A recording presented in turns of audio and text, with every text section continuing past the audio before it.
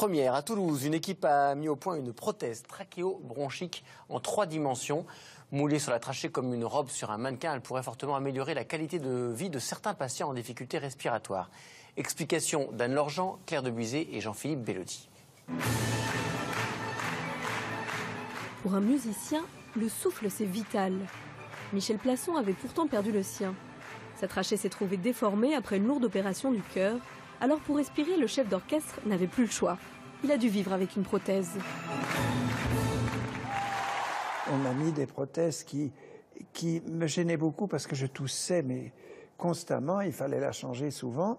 J'ai essayé à un moment de ne pas avoir de prothèse du tout.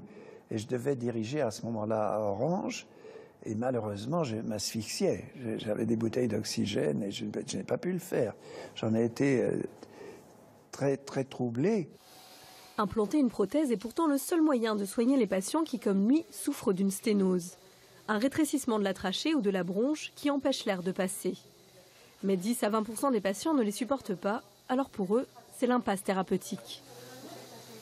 Lorsqu'une prothèse n'est pas adaptée, elle va entraîner ce qu'on appelle des conflits entre la prothèse et la trachée et donc entraîner des réactions inflammatoires. Ces réactions inflammatoires sont source de ce qu'on appelle des granulomes.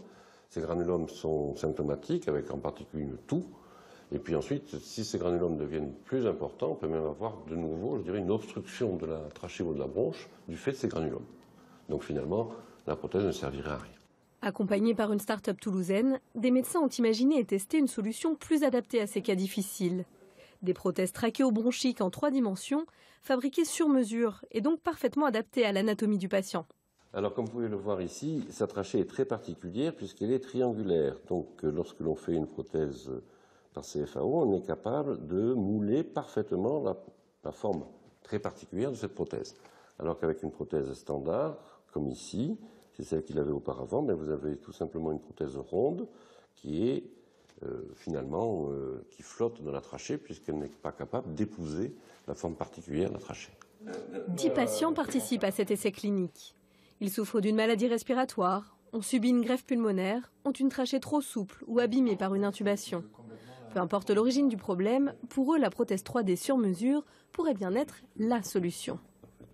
Ça correspond à des situations dans lesquelles on est souvent dans une impasse. Alors certes, il y a le confort, puisque quand on ne peut pas bien respirer, on tousse, on est essoufflé, mais il y a également la respiration sert à amener de l'oxygène dans le sang. Donc il est évident que quand ça touche soit la trachée, soit des grosses bronches, et que l'air ne circule pas bien, ça met en jeu la vie du patient.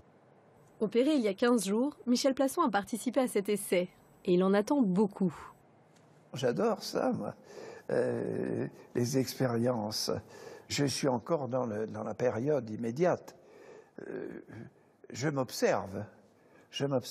J'ai vu que les circonstances sont différentes. Je respire plus facilement, ça c'est incontestable. J'ai besoin de tousser quelquefois.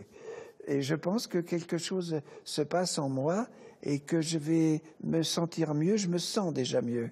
Et que je vais en profiter, disons. Et j'ai besoin d'en profiter encore un peu.